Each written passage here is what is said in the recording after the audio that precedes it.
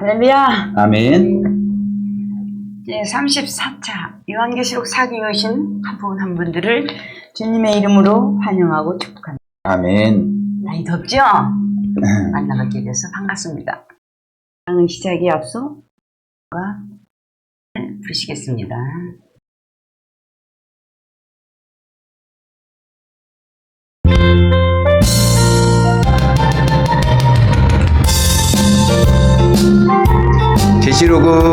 계시록을 연구하는 성도들이여, 계시록의 10대 제목 알아봅시다. 1장에는 서론 말씀 주님의 완성, 2, 3장은 7통의 주님의 편지, 4장에선 천상학원 본부를 보고 5장부터 8장 6절 알아보면은 주님께서 심판하실 7년 대환란 준비사항 보충 계시 기록되었네. 8장의 7절부터 12장까지 천상연반 사건들과 보충 계시라. 13장으로부터 19장까지 93년반 사건들과 보충 계시라. 20장 1절부터 10절까지는 천년왕국 대한 말씀 기록되었네. 11절로 15절은 백보자 심판, 각 사람 행한 대로 심판을 받네. 21장 1절부터 시작하여서 22장 5절까지 신천신지라. 22장 6절부터 끝절까지는 마지막 경고 말씀 기록되었네.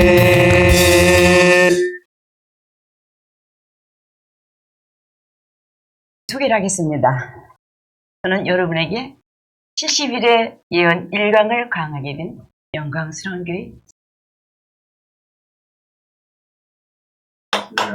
같이 기도드리겠습니다. 하나님 아버지, 이제 70일의 예언 1강 강의를 시작하고자 합니다. 마지막 때를 살아가는 교회와 성도님들이 70일의 예언에 대한 깨달음을 봐주시옵소서. 예수님의 이름으로 기도하옵나이다. 아멘. 이제 요한계시록 전체 목차를 보시겠습니다. 여러분과 제가 함께 연구할 과목은 70일의 예언 강입니다.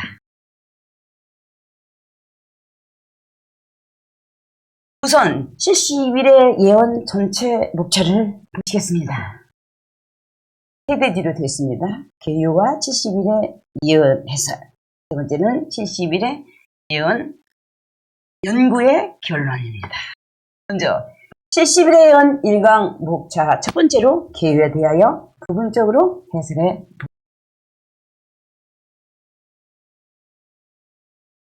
부분적 해설.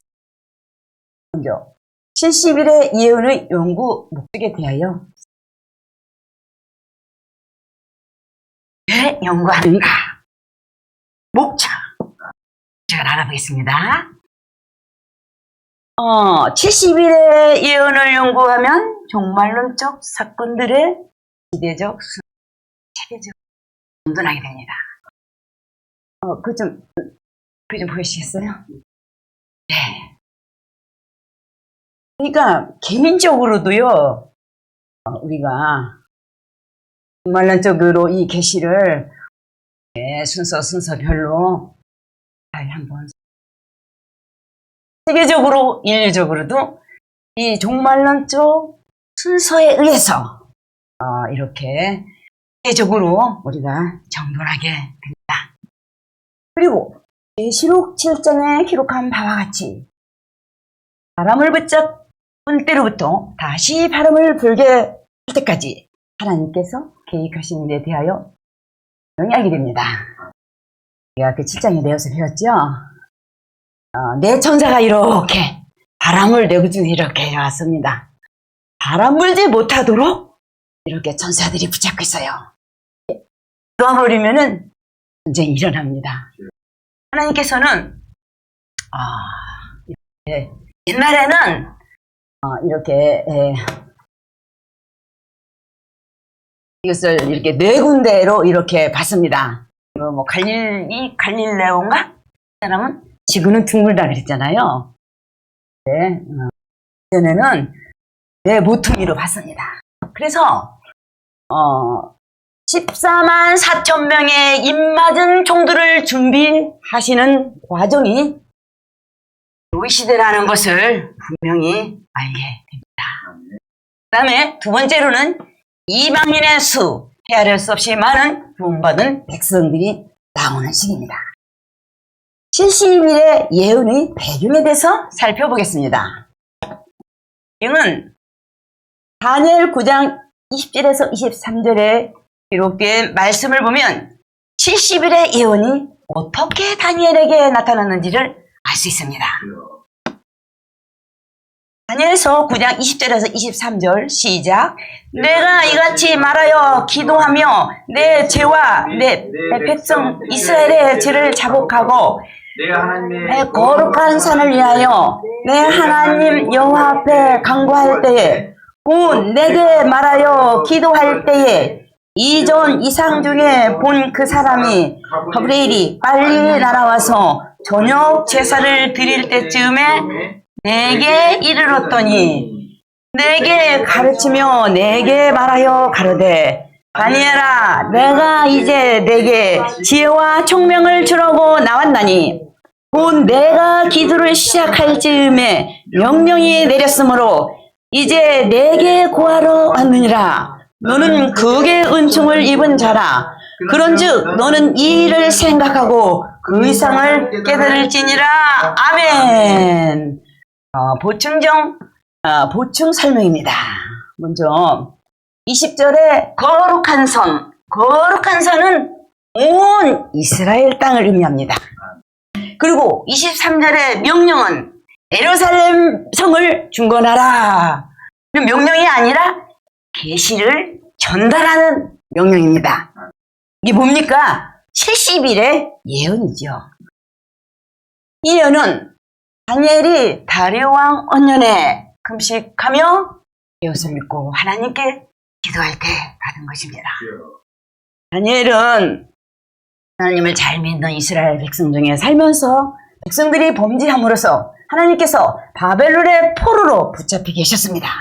그래서 다니엘이 붙잡혀 와서 포로로 살면서 자신의 죄, 이스라엘 백성들의 죄를 자복하면서 예루살렘 성과 이스라엘 백성들을 포로 생활에서 해방시켜 주시기를 간구할 때 받은 계십니다.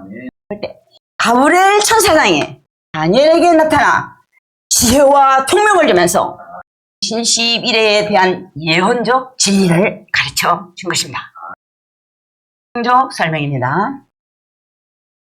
보겠습니다. 다니엘서 9장 1절에서 2절을 보면 대대 족속 아세로의 아들 다리오가 갈대아 나라 왕으로 세움을 입던 5년 곧 그 통치 5년에 나 다니엘이 서책으로 말미암아 여호와의 말씀이 선지자 에리엠에게 고하신 그 연수를 깨달았나니 오 에루살렘의 항마음이 70년 만에 마치리라 하신 것이라. 이 말씀은 메대 나라 다리오 왕 5년에 에레미야서를 통해 예루살렘 성과 이스라엘 백성들을 포로에서 해방할 하나님의 계획을 알게 되었다는 것이죠. 따라서 예언의 성취를 위해 기도와 간구를 하다가 70일의 예언을 받은 것입니다. 마지막으로 70일의 예언에서 무엇보다도 중요시할 것에 대하여 살펴보겠습니다. 뭐가 중요합니까? 70일의 예언이 예루살렘 성과 이스라엘 백성들을 대상으로 주셨다는 것입니다. 아멘. 우리를 위해 주셨다고요?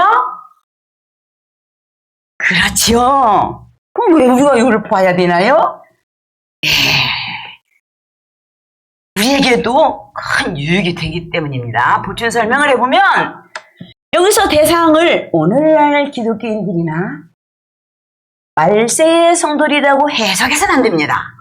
이것 때문에 수많은 신학자들이 이 진리를 해석하는 데 있어서 이상하게 잠에 빠지고 모순에 빠진다는 것입니다.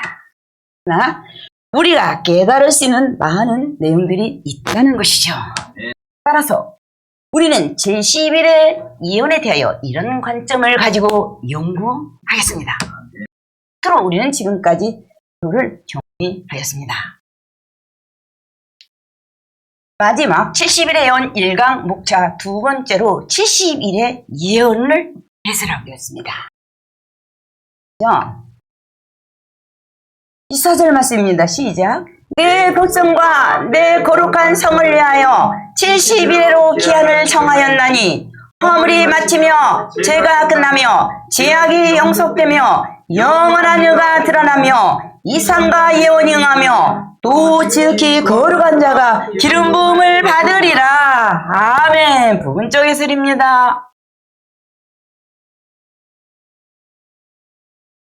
먼저 내 백성과 내 거룩한 성을 위하여 71회로 기한을 정하였느니에 대하여 살펴보겠습니다.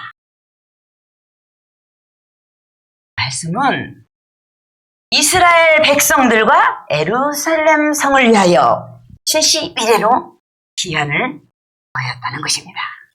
사실 71회라는 정한 기한이 끝날 때 메시아 왕국, 즉 천년지상낙원 시대가 올 것이라고 예언한 말씀입니다.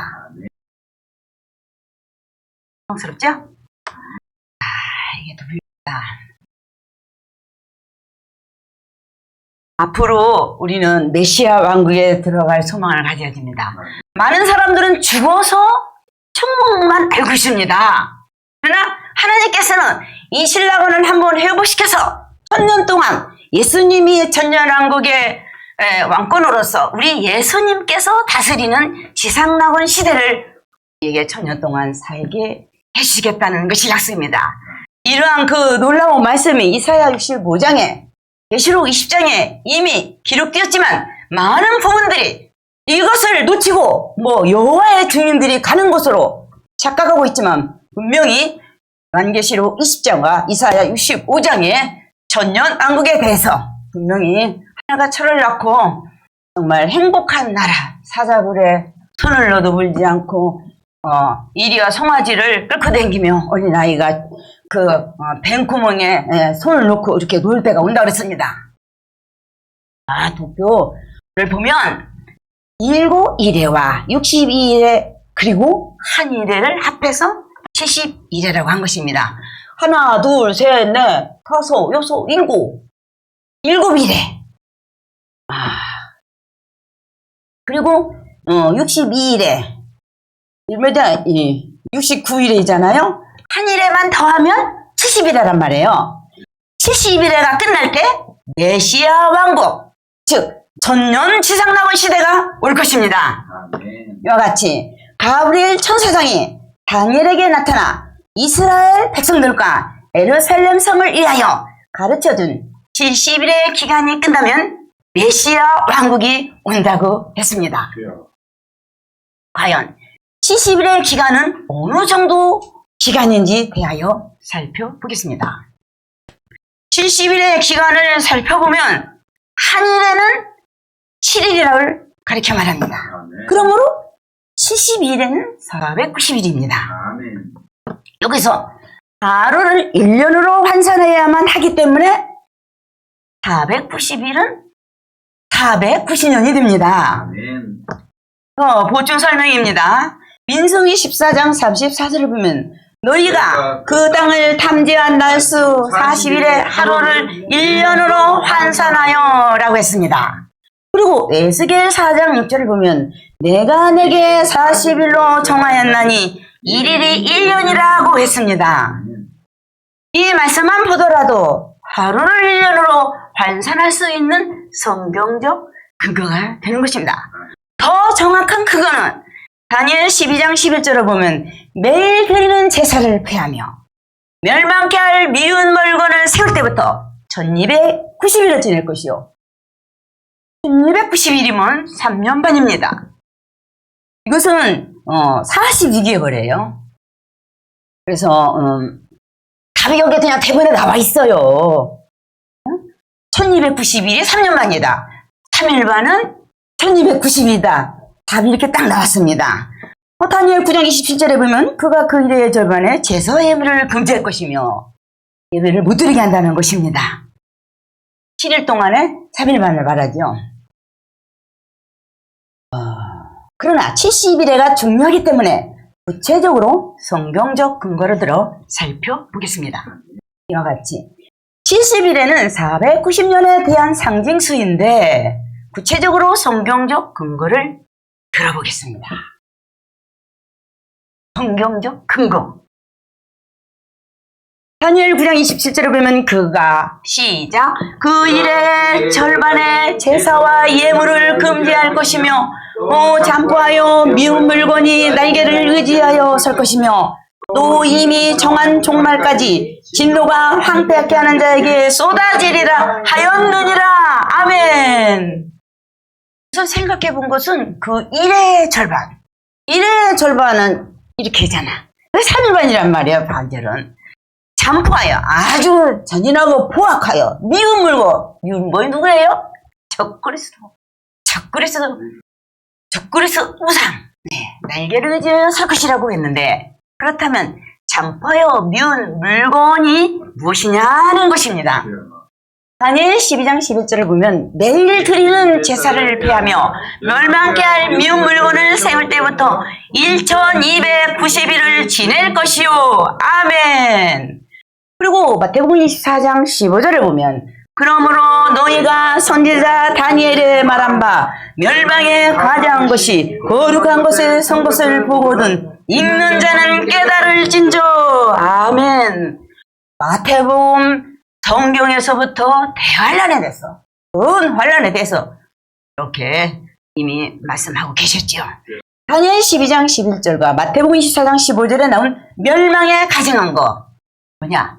미운 물건이란 적그리스도의 우상을 가리켜 말하는 것이 하겠습니다. 그리고 적그리스도가 나타나면 제사와 예물을 구약시대에는 제사와 예물이라고 했습니다.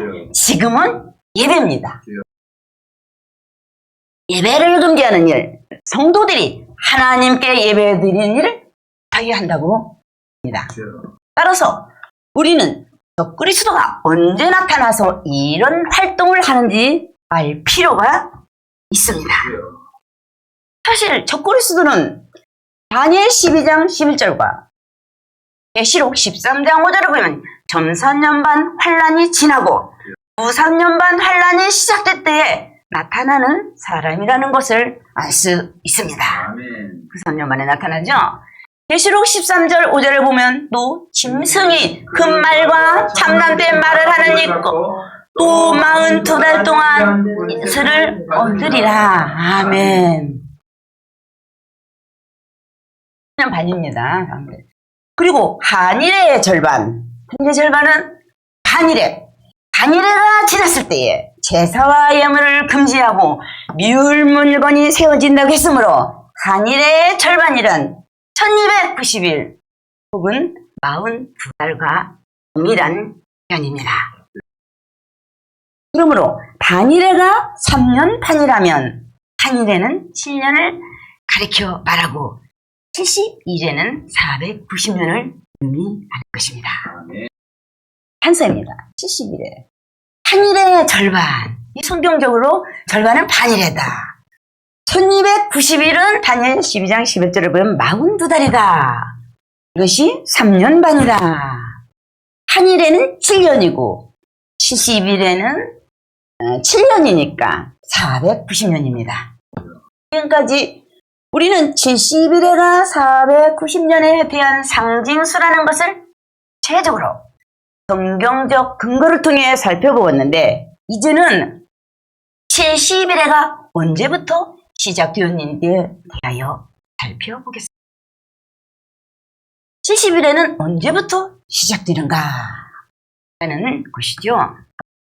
다니엘 9장 25절 시작. 그러므로 너는 깨달아 알지니라. 예루살렘을 중건하는 명이 날 때부터 기름 부음을 받은 자 곧 왕이 일어나기까지 7일에와 62일에가 지날 것이요.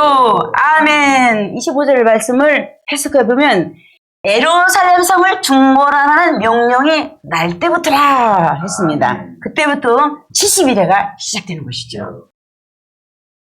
좀 더 구체적인 내용은 25절에서 연구하기로 합니다. 보시면 알겠죠? 자, 예루살렘 성을 중건하라 이렇게 1번이 있습니다. 예. 그 다음에 중건 완성이 나옵니다. 이게 구약시대에 이루어진 것이고, 예수님의 초림과, 이제 예수님의 그 십자가 사건, 여기까지 62일회가 지나가는 것이죠. 부표를 보면 71회는 예루살렘 성을 중건하라는 명령이 날 때부터 시작됩니다. 허물이 마치며, 죄가 끝나며, 죄악이 영속되며, 영원한 의가 드러나며, 이상과 예언이 응하며 또 지극히 거룩한 자가 기름 부음을 받으리라고 했습니다. 먼저 허물이 마침에 대하여 알아보겠습니다. 저는 이 다니엘 71회를 최초로 제가 역사 도표를 통해서 제가 복음을 최초로 들었을 때 막 전율을 느꼈어요. 죄악이 영속된다? 영원한 의가 드러난다? 이런 구절이 있는가? 우리 속에 허물이 많지는가? 우리는 항상 이렇게 죄 문제 때문에 괴롭지 않습니까? 영원히 영속 우리 죄를 속해진다는 것입니다. 그냥이 아니에요. 예수님의 보혈의 피값으로 우리를 죄를 속해 주셨습니다. 그래서 무적행에다가 이 마귀들을 갖다가 다 가둬버리고 열쇠를 쾅 잠그잖아요. 그래서 이제 죄악이 끝납니다. 그래서 이상과 예언이 응하며 이제 거룩한 자가 기름 부음을 받는다. 그래서 먼저 허물이 마침에 대하여 알아보겠습니다. 범죄한 일이 없게 될 것이라는 뜻입니다. 어서 세상을 우리 바라봐지죠? 죄는 자범죄와 원죄가 있습니다. 죄는 원죄는 죄성이죠. 죄는 자범죄와 원죄로 구분되는데 여기서는 자범죄를 범하는 일이 없게 될 것이라는 것입니다. 다음은 죄가 끝남에 대해서 알아보겠습니다. 죄가 끝나면 우리 사모되지요? 죄 때문에 죄 문제로 인해서 우리 힘들거든요. 죄 문제 때문에 우리 속에 죄성이 있기 때문에 죄성이 영적 할례로 말미암아 제거되는 상태를 의미합니다. 영적 할례는요, 천년왕국 들어가기 전에 천년왕국 입구에서 영적 할례, 죄악을 끊어버리는 것입니다. 이것이 그러면 죽어버린 사람은 어떻게 합니까? 죽은 사람들은 그 그리스도의 심판대에서 그 상층부에서 거기서 우리가 그 죄를 회개하고 교육받는 낙원 입구에서 우리가 그 영적 할례를 받고 우리가 이제 천국으로 들어가는 것을 말합니다. 죄악이 영속됨에 대하여 알아보겠습니다. 죄악이 영속되며 모든 죄악이 예수 그리스도를 통해서 영원히 구속된다는 뜻입니다. 아멘. 거저가 아니에요. 우리 주님이 보배로운 피를 흘리셨어. 고난받은 주님의 은총으로 영원히 죄에서 사함을 받습니다. 우리 소망스럽지요? 죄 문제 때문에 늘 괴로워하고 어떻게 하면 마음으로 죄를 안 질까? 어떻게 하면 입으로 죄를 안 질까? 근데 또 죄를 막 지어지게 되잖아요. 네, 우리 예수님께서 이렇게 영원히 우리 죄를 구속된다 하셨습니다. 준 설명입니다. 말씀은 영적 할례를 받고 육체를 가지고 전년 메시아 왕국에 들어가는 성도들에게 해당되는 말씀입니다. 아멘. 우리 전년 왕국에 들어갈 것을 사모하시기를 예수님의 이름으로 기원을 올립니다. 다음은 영원한 의가 드러나며 대하여 알아보겠습니다. 영원한 의가 드러나며 모든 성도들이 하나님의 의로우심과 같이 의롭다 하심을 받고 흰옷을 입고 천년 메시아 왕국으로 들어간다는 것입니다. 천년 동안 왕국에 가서 죄 없는 세상에 가서 우리 예수님을 만왕의 왕으로 모시고 산다고 하는 것입니다. 고망스럽습니다. 우리가 힘들 때마다 이렇게 말씀 부여잡으시기 바랍니다. 다음은 이상과 예언이 응함에 대하여 알아보겠습니다. 이상과 예언이 응하며 뜻은 에스겔이나 그렇죠. 예언했죠. 이사야 같은 선지자들을 통하여 증거된 바와 같이 메시아 왕국 시대, 즉 천년 지상낙원 시대가 온다는 예언이 응하게 된다는 말씀입니다. 수천 년 전에 이것을 이미나 구약 시대에 이렇게 선지자를 통해서 예언해 주었습니다. 다음 메시아 왕국 시대의 예언에 대하여 보충적으로 살펴보겠습니다. 설명입니다. 메시아 왕국 시대의 이유는 먼저 에스겔 36장 35절을 보면 사람이 이르기를 이 땅이 황무하더니 이제는 에덴 동산같이 되었고 황량하고 적막하고 무너진 성읍들의 성벽과 고민이 있다 하리니 라고 에스겔 선지자가 예언을 했습니다. 그리고 이사야 선지자의 예언입니다. 다음은 지극히 거룩한 자가 기름 부음을 받으림에 대하여 살펴보겠습니다. 지극히 거룩한 자가 기름 부음을 받으리라. 이 뜻은 예수 그리스도께서 메시아 왕국, 즉 천년 왕국 시대의 왕으로 기름 부음을 받고 나타나게 되실 것이라는 뜻입니다. 어떤 사람들은 이 말씀을 잘못 해석하여 조림하신 예수 그리스도라고 주장하지만 재림주께서 천년왕국 시대의 왕으로 기름 부음을 받고 강림하시는 것으로 해석해야, 물론 조림하셨을 때에도 기름 부음을 받은 것이 사실이지요. 그러나 기름 부음을 한 번만 받는 것이 아니고 여러 번 받을 수 있다는 것입니다. 아멘. 실례로 들면은 다윗왕은 17세에도 받았고 또 30세에도 받았고 또 37세 통일 왕국이 되었을 때 세 차례의 기름 부음을 받는 일이 있습니다. 예수님의 초림의 기름 부음에 대하여 보충적으로 설명해 보겠습니다. 설명을 해보면 예수님의 초림의 기름 부음은 마태복음 3장 16절을 보면 예수께서 세례를 받으시고 고문에서 올라오실새 하늘이 열리고 하나님의 성령이 비둘기같이 내려 자기의 임하심을 보시더니 아멘.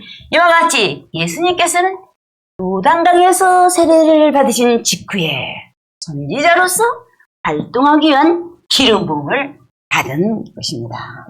그리고 부활전에 제사장이 되기 위한 기름 부음을 받았습니다. 그러나 70일회가 끝나면 천년왕국의 왕이 되기 위한 기름 부음을 받게 될 것입니다. 지금 이제 69일밖에 안 왔잖아요. 예수님 십자가에 돌아가시기 때문에 한 일회가 지금 멈춰졌습니다. 입니다. 다윗왕의 세 차례의 기름 부음은 17세 때 삼상의 사무엘, 30세 때 사마 2장 4절의 유다 사람들, 37세에 사마 5장 3절의 이스라엘 모든 장로. 반서 설명입니다. 다윗왕은 17세에 사무엘에게 최초로 기름 부음을 받았고 30세에는 유다 지파의 왕으로 유다 사람들에게 기름 부음을 받았으며 37세에는 이스라엘 모든 장로들에게 이스라엘 12지파를 통치하는 왕으로 기름 부음을 받았습니다. 다음은 24절 말씀을 결론적으로 정돈하겠습니다.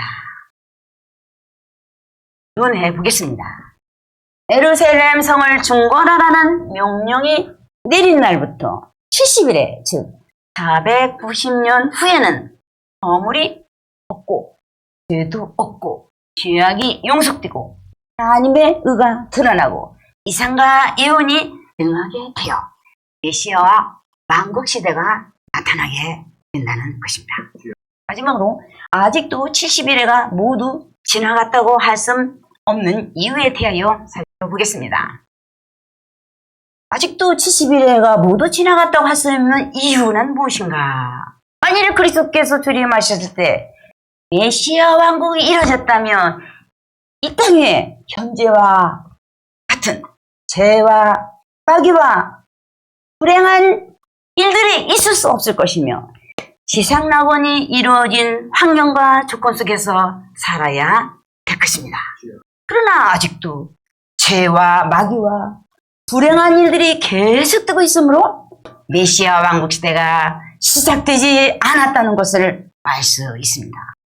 그러므로 70일에가 모두 지나갔다고 할 수 없습니다. 장차 메시아, 즉 그리스도께서 지상 재림하실 때에 비로소 메시아 왕국 시대가 시작될 것입니다. 그러나 아직 그리스도께서 재림하지 않으셨기 때문에 제11회가 모두 지나갔다고 할 수 없습니다. 서론은 지금까지 24절 말씀을 정리하였습니다. 24절 말씀 시작. 영원한 의가 드러나며 이거 앞에서 했죠? 정리했죠? 이제 25절에서 27절에 기록한 말씀에 대해서 살펴보겠습니다. 25절에서 27절 말씀. 그러므로 너는 깨달아 알지니라. 예루살렘을 중건하라는 영이 날 때부터 기름 부음을 받은 자 곧 왕이 일어나기까지 7일에와 62일에가 지날 것이요 그때 곤란한 동안에 성이 중건되어 거리와 해자가 이를 것이며 62일의 이후에 기름 부음을 받은 자가 끊어져 없어질 것이며 장차 한 왕의 백성이 와서 그 성읍과 성소를 회파하려니와 그의 종말은 홍수의 원본됨 같을 것이며 또 끝까지 전쟁이 있으리니 황폐할 것이 작정되었느니라. 그가 장차 많은 사람으로 더불어 한 일의 동안에 언약을 굳게 정하겠고 그가 그 일의 절반에 제사와 예물을 금지할 것이며 또 잠포하여 미운 물건이 날개를 의지하여 설 것이며 또 이미 정한 종말까지 진노가 황폐하게 하는 자에게 쏟아지리라 하였느니라. 아멘. 이 말씀은 70일에 77이 49, 490년 동안에 일어나는 사건들을 순서대로 예언하고 있습니다. 15절 말씀 시작. 그러므로 너는 깨달아 알지니라. 예루살렘을 중건하라는 영이 날 때부터 기름 부음을 받은 자 곧 왕이 일어나기까지 7일에와 62일에가 지날 것이요 그때 곤란한 동안에 성이 중건되어 우리와 해전을 이룰 것이며 아멘. 네, 전체 해설을 보면은요 71회 중에 7일에와 62일에 대하여 설명해 줍니다. 부분적 해설입니다. 먼저 그러므로 너는 깨달아 알지니라. 예루살렘을 중건하라는 영이 날 때부터 예루살렘을 중건하는 영이 날 때부터에 대하여 살펴보겠습니다. 예루살렘 성을 중건하는 영이 날 때부터란 바벨론 제국의 침략을 받아 황폐하게 된 예루살렘 성을 중건하라는 명령이 나타난 때를 가리켜 말합니다.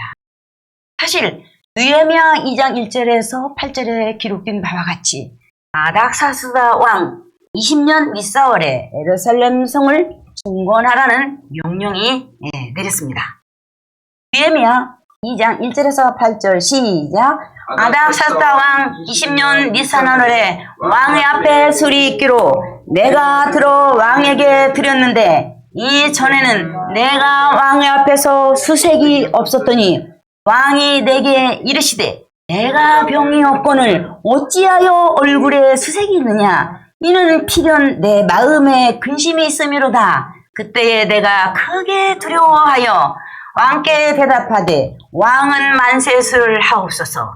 나의 12의 묘실이 있는 성읍이 이제까지 황무하고 성문이 소화되었사오니 내가 어찌 얼굴에 수색이 없사오리까. 왕이 내게 이르시되 그러면 내가 무엇을 원하느냐 하시기로 내가 곧 하늘의 하나님께 묵도하고 왕에게 구하되 왕이 만일 즐겨하시고 종이 왕의 목전에 은혜를 얻어싸우면 나를 유다 땅 나의 12의 묘실이 있는 성읍에 보내어 그 성을 중건하게 하옵소서 하였는데 그때 왕후도 왕의 곁에 앉았더라. 왕이 내게 이르시되 내가 몇 날에 행할 길이며 어느 때에 돌아오겠느냐 하고 왕이 나를 보내기를 즐겨하시기로 내가 기한을 정하고 내가 또 왕에게 이르되 왕이여 이하시거든 강서편 총독들에게 내리시는 조서를 내게 주사 저희로 나를 용납하여 유다까지 통과하게 하시고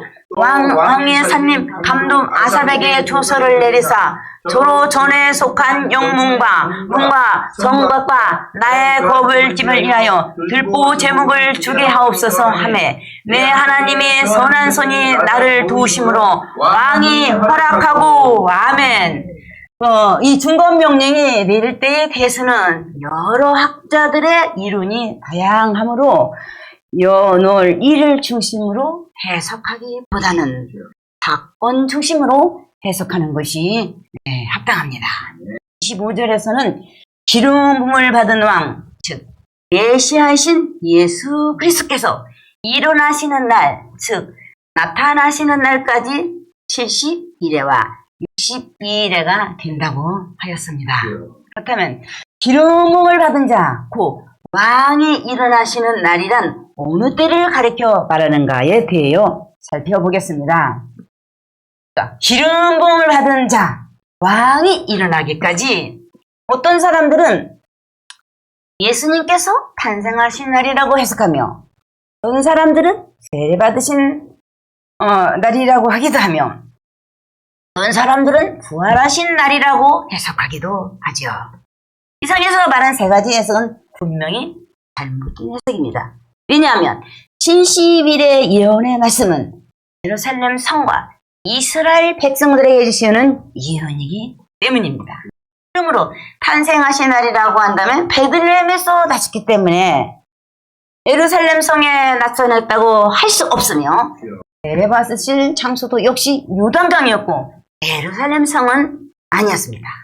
그리고 탄생하신 때나 부활하신 때에도 이스라엘 백성들에게는 메시아라는 사실을 선포하지 않았습니다. 그러므로 예루살렘 성에 기름 부음을 하던 왕이 일어난다는 것은 그리스도께서 예루살렘 성에 입성하신 사건을 가리켜 말합니다. 왜냐하면 예루살렘 성과 이스라엘 백성들에게 예수 그리스도 자신이 메시아라고 선포하시면서 입성하셨기 때문입니다. 그래서 수월에서 9장 9절을 보면 시온을 따라 크게 기뻐할지어다 예루살렘에 따라 즐거이 부를지어다 보라 내 왕이 내게 임하나니 그는 공으로 쉬며 구원을 베풀며 겸손하여서 나귀를 타나니 나귀의 작은 것 곧 나귀 새끼니라 아멘. 이 말씀은요 마태복음 21장 1절에서 11절에 기록한 바와 같이 예루살렘 성에 입성하시는 모습입니다. 나귀 타고 우리 예수님 예루살렘 성에 입성하셨잖아요. 마태복음 21장 1절에서 11절 시작. 저희가 예루살렘에 가까이 와서 감난산 벳박에 이르렀을 때에 예수께서 두 제자를 보내시며 이르시되 너희 맞은편 마을로 가라. 곰 메인 나귀 새끼가 함께 있는 것을 보리니 풀어 내게로 끌고 오너라. 만일 누가 무슨 말을 하거든 주가 쓰시겠다 하라. 그리하면 즉시 보내리라 하시니 이는 선지자로 하신 말씀을 이루려 하심이라. 일렀으되 시온 딸에게 이르기를 내 왕이 내게 임하나니 그는 겸손하여 나귀 곧 멍에 매는 짐승의 새끼를 다투다 하라 하였느니라.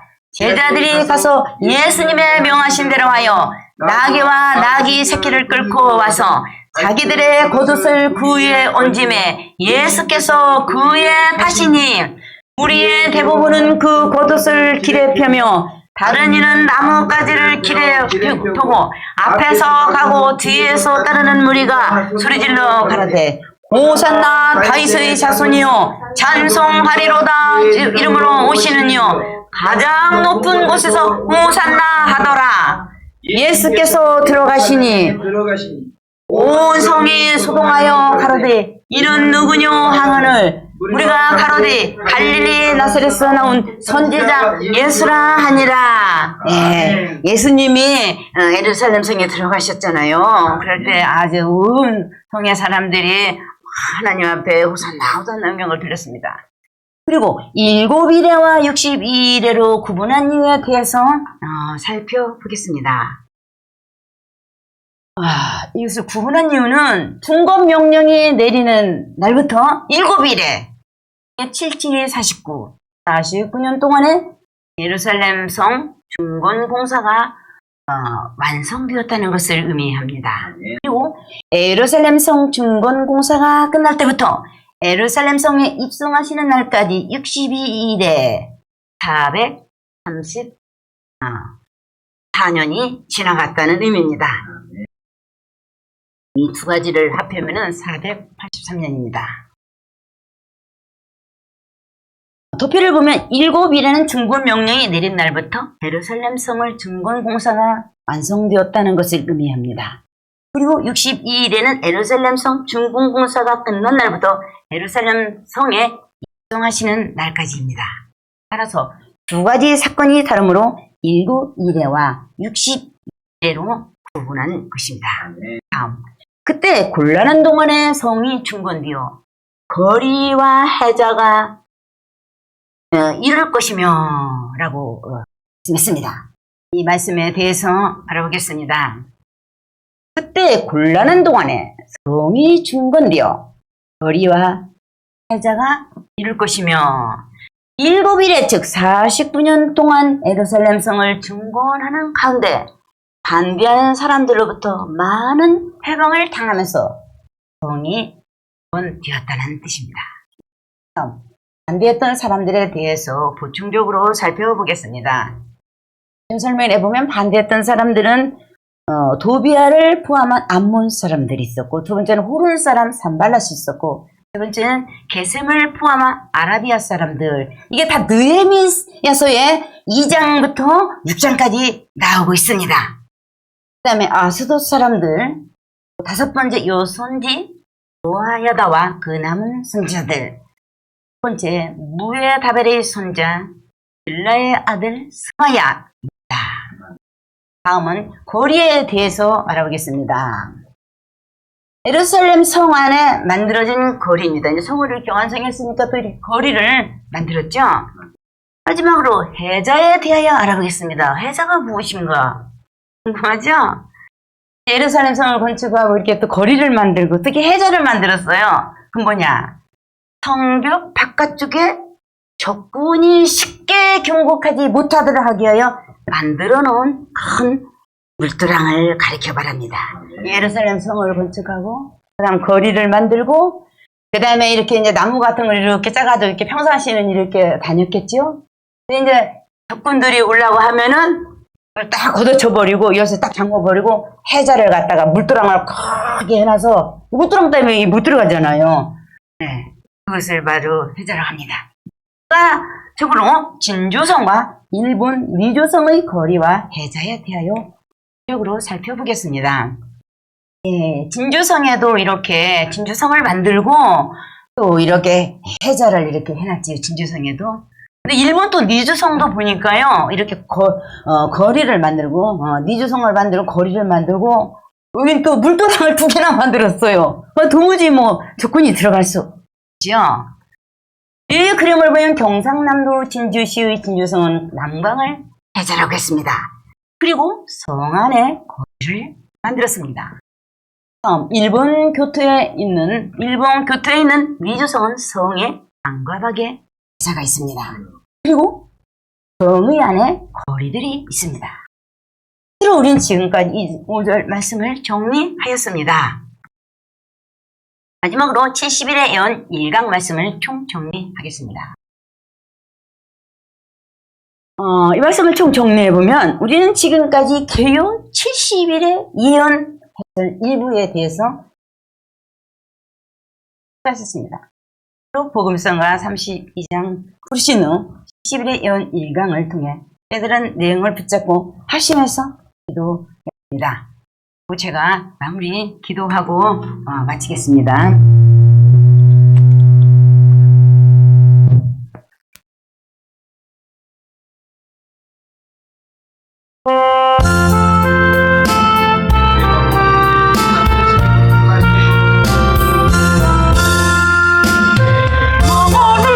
우리 주는 어두시 강림하시어 이큰 열매 주스하여 북한에 나오시리라.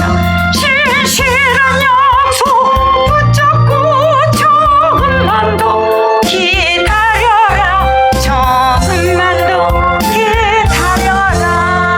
기도에 응답 없다고 그렇게 낙심 말아라. 만사의 때가 있나니 조금만 더 기다려라. 신실한 약속 붙잡고 조금만 더 기다려라. 조금만 더 기다려라. 세상의 물결 사납고 죄악의 파도 이로도 주님을 앙망하면서 조금만 더 기다려라. 진실한 약속 붙잡고 조금만 더 기다려라. 조금만 더 기다려라. 그 안에 권세 강하고 악마의 시험 많으나 하나님 은혜 힘입고 조금만 더 기다려라. 신실한 약속 붙잡고 조금만 더 기다려라. 조금만 더 기다려라. 심령이 공고할 때나 실패를 거듭당해도 성령의 도움 받으며 조금만 더 기다려라. 진실한 약속 붙잡고 조금만 더 기다려라. 조금만 더 기다려라. 아멘. 하나님 아버지, 70일의 일회 중 69일의 일회까지 잘 깨달을 수 있도록 도와주심을 감사드립니다. 만왕의 왕으로 재림하실 예수님을 더욱 대망하게 하시옵소서. 예수님의 이름으로 기도하옵나이다.